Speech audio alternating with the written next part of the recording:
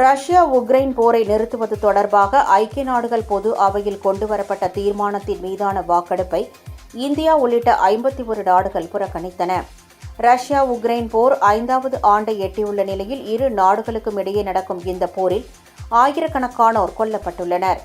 இந்த போரை முடிவுக்கு கொண்டுவர அமெரிக்கா முன்னிலையில் இரு நாடுகளும் பேச்சுவார்த்தை நடத்தி வருகின்றன. இதில் முன்னேற்றம் ஏற்பட்டாலும் உக்ரைன் மீது ரஷ்யா தொடர்ந்து தாக்குதல் நடத்தி வருவதால் உடன்பாடு எட்டுவதில் சிக்கல் நீடிக்கிறது. எனவே போர் நிறுத்தம் செய்வதற்காக உலக நாடுகளின் ஆதரவை உக்ரைன் அதிபர் ஜெலன்ஸ்கி திரட்டி வருகிறார். இந்நிலையில் ரஷ்யா உக்ரைன் இடையிலான போரை உடனடியாக நிறுத்துவதற்கு அழைப்பு விடுத்து ஐக்கிய நாடுகள் பொது அவையில் வரைவு தீர்மானம் கொண்டுவரப்பட்டது.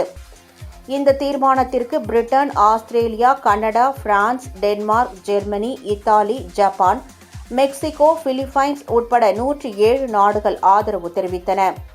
அதேவேளையில் இந்தியா, அமெரிக்கா, சீனா, இலங்கை, வங்கதேசம், பிரேசில், ஐக்கிய அரபு அமீரகம் உட்பட 51 நாடுகள் வாக்கெடுப்பை புறக்கணித்து நடுநிலை வகித்தன.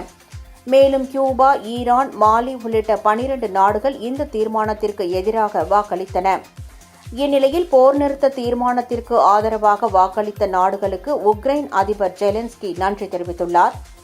இது தொடர்பாக எக்ஸ் தளத்தில் பதிவிட்டுள்ள அவர், முழுமையான போர் நிறுத்தம் மற்றும் உக்ரைன் நாட்டு மக்கள் மீண்டும் தாயகம் திரும்புவதற்கான தெளிவான அழைப்புகளுடன் கூடிய தங்களது தீர்மானத்தை ஐக்கிய நாடுகள் பொது அவை ஏற்றுக்கொண்டிருப்பது சரியான நடவடிக்கை எனவும், அமைதியை ஏற்படுத்த உக்ரைன் நட்பு நாடுகளுடன் இணைந்து பணியாற்றுவேன் என்றும் தெரிவித்துள்ளார்.